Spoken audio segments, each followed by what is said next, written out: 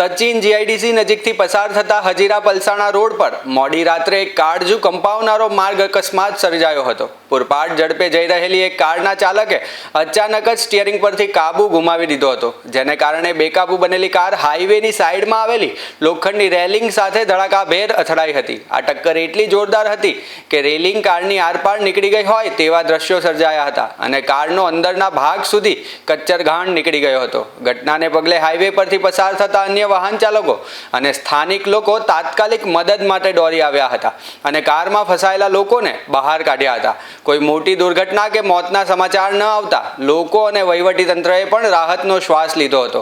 આ ઘટના અંગે સચિન પોલીસ સ્ટેશનને જાણ કરવામાં આવતા પોલીસ કાફલો ઘટના સ્થળે દોડી ગયો હતો। પોલીસે અકસ્માતગ્રસ્ત વાહનને રોડ પરથી બાજુ પર ખસેડી ટ્રાફિક વ્યવહાર પૂર્વવત કરાવ્યો હતો। આ મામલે આગળની કાયદેસરની કાર્યવાહી હાથ ધરાઈ છે।